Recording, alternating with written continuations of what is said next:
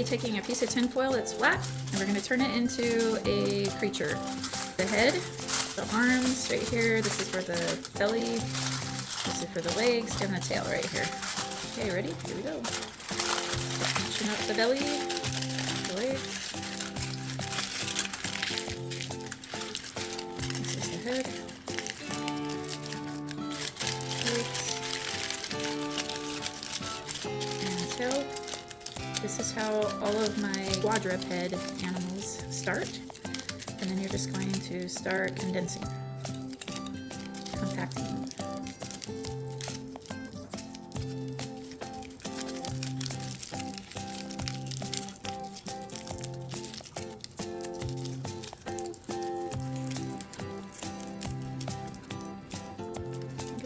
You want to get it as small as it possibly can get. The smaller your armature, the less clay you're going to use, which is great.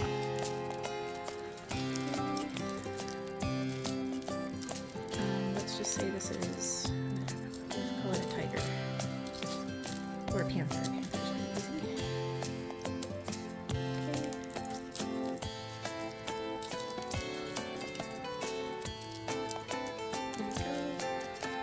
Now you're going, once I'm as compacted as I can get, we want to get compacted so that your armature is a little bit stronger the more compact it is. Alright, what am I seeing? I think I want to make this into a lizard. It's looking more like a lizard right now. Okay.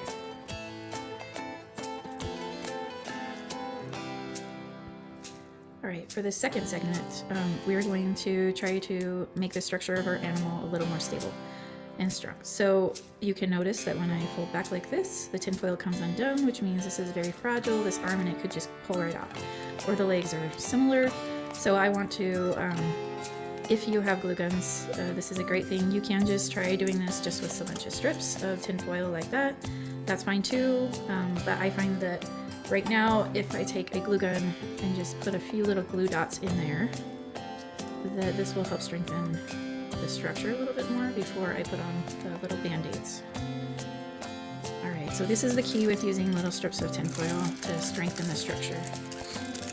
I like to just get a clean edge like this, and I wrap it around one of the limbs right here. I could wrap it around the neck if I need to make the neck stronger. I will, because this head is not very strong.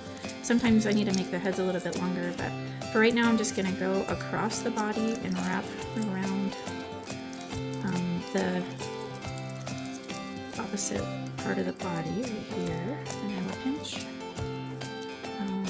Generally I like to create more bulk around the center, so you can go this way, and then once I have that anchor point, then I can wrap. Maybe I want the tail to be a little bit stronger or longer.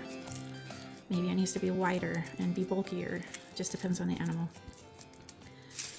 So we'll try around this leg right here. Okay, and then go across the body. Over here. Okay, so my animal will be a lot stronger. I can tell that this arm over here is a little weak. I need to strengthen up the head right here. Maybe you could put a little dot of glue there if you want. Just watch your fingers.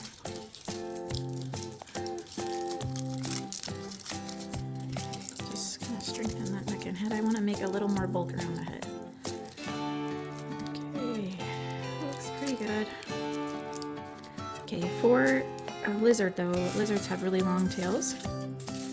So I'm going to get a really long piece of tinfoil about like this. I can wrap it around the head again. And now I'm going to try looking for the shape of a lizard. So I know that a lizard is like in a diamond-shaped head.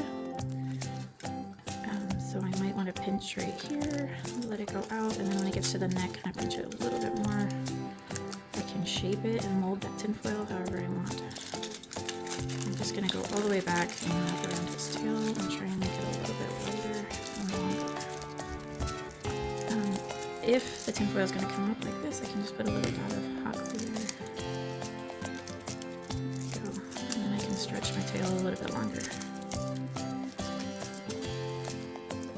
Around, and then I might even just add another piece here and make it even longer. So you can go as long as you want. You can also fold the tinfoil up like this just to make it a little bit stronger.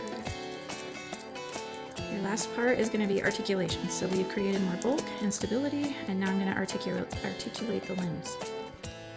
Okay, here's our third section. This is articulation. So you might have, when you're looking at your animal, you might be thinking, I compacted it too much and now the leg is too short or whatever, and I need it a little bit longer. You can pull it out a little bit more. That's what's kind of cool about tinfoil. But I need my lizard. They have arms that come back like this and then they go forward and out. So it's kind of like a zigzag. So I will want to do that.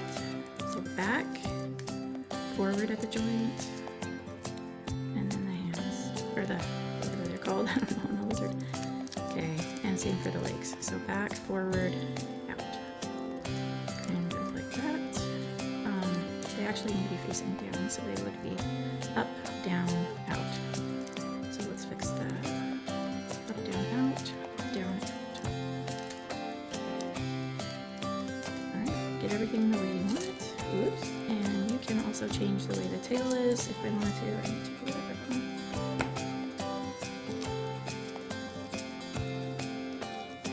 And then I can change my tail however I want so that it looks nice. Alright, I think this one's good to go.